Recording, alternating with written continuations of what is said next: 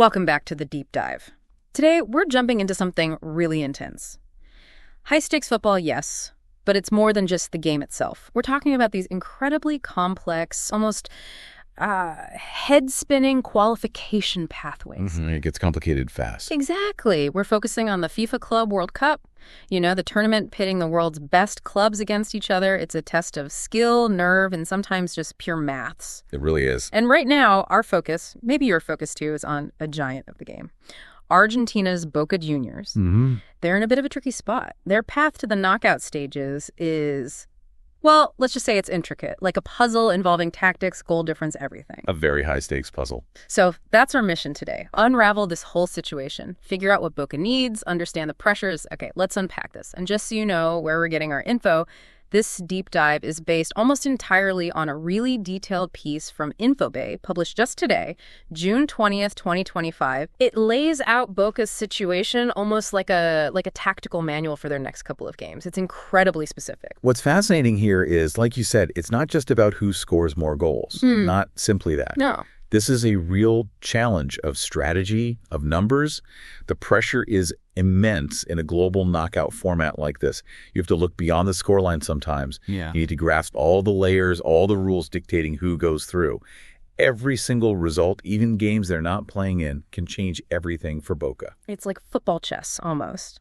And to really get the pressure they're under, you have to look at where they started in this group. Boca kicked off their campaign with a 2-2 draw against Benfica, the Portuguese champions. Now, you might think, okay, a draw against a top European side, not bad. On paper, yeah, decent result. But the Infobay article calls it agridulce, bittersweet. And you can see why, can't you? Oh, absolutely. Boca had a 2-goal lead. They were cruising for a lot of that match, then let it slip away late on. So yes, it's a point, but it feels like 2 points lost.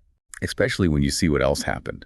That bittersweet feeling just gets magnified, massively magnified, when you look at the other Group C teams. Right. Benfica, okay, they drew with Boca, but then they just went and hammered Auckland City 6-0, just dismantled them. Wow.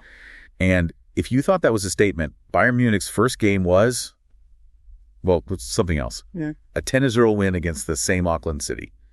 10 goals. 10-0. That's just almost hard to believe at this level. So while Boca fought for a draw, the other Giants were running riot. Exactly. Yeah. It's like showing up to a gunfight with a knife, almost, in terms of that goal difference statement. So that puts Boca under immediate, intense pressure with those kinds of score lines flying around. So let's look at the standings. As of today, June 20th, the source says, Benfica are top with 4 points, a +6 goal difference, but they've played one more game. Key point. That extra game. Then Bayern Munich, 3 points from their one game, but a monstrous +10 goal difference. Yeah, monstrous is the word. And then Boca Juniors, 3rd place, 1 point, 0 goal difference after that draw. If we connect this to the bigger picture, it's just glaringly obvious how vital that goal difference is going to be. Totally. We're not just talking wins and losses. It's how much you win by. Or maybe how little you lose by. When you've got 6-0 and 10-0 already on the board, it sets a brutal standard. Yeah. Every goal matters. Every single one. Scored, conceded, it all goes into the calculation for tiebreakers later. And Boca starting way behind on that count already, like running uphill. Precisely. Which leads us straight to the next match. This is the big one. For Boca, it's not just important, it feels defining. They face the powerful Bayern Munich. That's Friday, June 20th, 10 p.m. Argentina time, 9 p.m. Eastern U.S., 2 a.m. GMT for listeners. Elsewhere, it's at the Hard Rock Stadium in Miami. And Infobay flat out says the result is decisive. Yeah, decisive feels right. Maybe even an understatement. No pressure then. None at all. Look, the source actually breaks down Boca's chances into 3 really specific if-then scenarios. It's fascinating. These aren't just guesses. This is what the coaching team is likely planning contingencies for. Each result against Bayern totally changes the game plan for the last match against Auckland City. Okay, let's hear them. What are the paths? Right. Let's start with the worst case, or maybe the hardest path. Scenario 1. What if Boca lose to Bayern? Okay. If that happens, the focus shifts completely. It becomes all about damage limitation. They need to keep the scoreline as tight as possible, minimize that goal difference hit compared to Benfica. Every goal conceded would hurt twice as much. Exactly. Then, their final match against Auckland City on June 25th, they would absolutely need to goalie, thrash them, run up a huge score. But even that might not be enough. They'd also need a favor. They'd need Bayern, who'd probably be qualified and maybe resting players. They'd need Bayern to beat Benfica and beat them well by a big margin. That's Boca's only hope then to maybe sneak through on goal difference. Yeah. I'd say, well, it's relying on a lot of things going their way. Tough path. Okay, that sounds pretty precarious. What's scenario 2? Scenario 2. What if Boca managed a draw against Bayern? This is where it gets really interesting. A numbers game. Totally. If they draw with Bayern, then in their final game against Auckland City, this is wild, they'd need to win by more than 6 goals. More than 6 and 7-0 or better. Yep. 7 goals or more. Think about that. Against any team here, that's a massive ask. But that huge win would mean they wouldn't have to worry about the Bayern-Benfica result. Okay. The source mentions another possibility in this draw scenario, maybe slightly easier. If they draw with Bayern, then beat Auckland by any score, they could still go through if there's a clear winner in the Bayern-Benfica game. No draw there. So avoid another draw, basically. Right. That path relies less on a miracle scoreline against Auckland, but still depends on another result. Okay, still complicated. What about the dream scenario? Ah, yes. Scenario 3. What if Boca actually wins against Bayern Munich? Be upset. Exactly. This changes everything. It puts them, as the article says, a un paso de los octavos de final, just one step from the round of 16. Much better. Oh, yeah. If they pull off this win, then a victory against Auckland City in the final game guarantees qualification. Done deal. Doesn't matter what happens elsewhere. Control their own destiny. Totally. Even if they only draw against Auckland after beating Bayern, they could still advance, provided Benfica managed to beat Bayern in the other final game. So winning against Bayern is huge. It opens up so many more and clearer possibilities. That first draw suddenly looks a lot less painful then. Absolutely. It makes that point earned feel much more valuable. Wow. That just paints such a picture of the fine margins, doesn't it? It's like a complex calculation where every single result changes the variables for the next step. It really is. You know, with all this focus on points, goal difference, head-to-head, what happens if it's still tied? Because honestly, with scores like 10-0, weird ties seem possible. Does it just come down to, like, flipping a coin? That seems crazy. Well, this raises an important question, and yeah, it could get incredibly close. The source does detail FIFA's tie-breaking rules, and they go pretty deep. Okay. So first, if teams are level on points, they look at the points gained in the matches between those tied teams, head-to-head first. Right, makes sense. If that's still level, then it's overall goal difference in all group matches. That's usually the big one. Okay. Still tied. Then it's the higher number of goals scored overall. Who's been more attacking? Still going. Yep.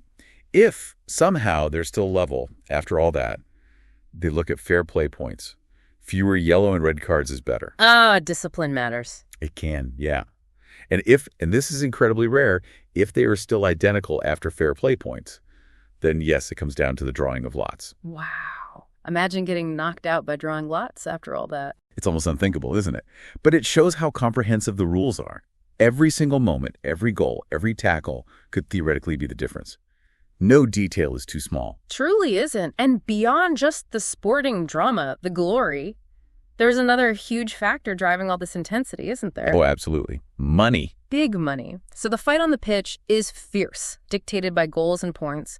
But fueling that fire, as the article points out, is the serious cash involved. Mm-hmm. Boca Juniors, just for showing up and getting that one draw, have already banked $16.21 million. That's significant. Yeah, $15.21 million for participation, $1 million for the draw. That's before playing Bayern. Right. But there's more on the table. They could earn another $4 million if they manage to win these next 2 group games. A nice incentive. And the really big prize, an extra $7.5 million just for reaching the round of 16. That's huge. That's a massive injection of funds for any club, really, but especially vital for clubs outside those super rich European leagues. And connecting that back, you see how finances impact strategy. This isn't just prize money. For a club like Boca, this kind of income can be transformative. How so? Well, think about it. A deep run could fund transfer targets for years, upgrade facilities, boost the youth academy.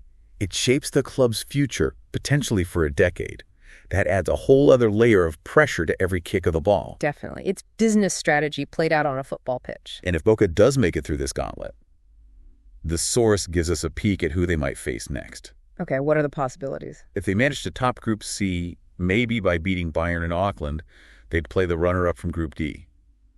Right now, and that looks like it would be either Chelsea from England or Esperance from Tunisia. That match would be Saturday, June 28th in Charlotte. A tough opponent either way. Okay. And if they finish second in the group? If they come second, the path looks even harder, arguably. They'd face Flamengo, the Brazilian Giants. Yeah.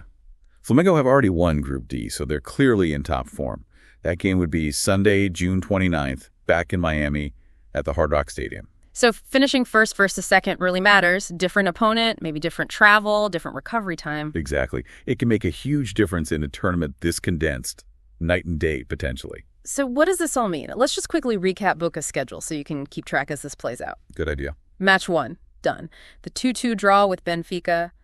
Match 2, that's the huge one against Bayern Munich, Friday, June 20th, 10 p.m. Argentina time. Tonight, basically, match 3. Against Auckland City from New Zealand, that's Tuesday, June 25th, 4 p.m. Argentina time. So Boca is facing this incredibly delicate balancing act over the next few days. Every goal, every decision, even results elsewhere. It all feeds into whether they advance or go home. The margins are just razor thin. It's a proper gauntlet, a real test on the biggest stage. They can't afford any slip-ups from here on out. Every second counts. Absolutely. It really makes you think, doesn't it? Beyond just Boca's story, what does this kind of super complex, multi-scenario format tell us about where global football tournaments are heading? And maybe how will it change the way teams approach every single game in the future, knowing that one goal, one yellow card could have massive ripple effects on the pitch and, well, in the bank account too? That's a great question to ponder. It's definitely something to chew on as we watch all this unfold.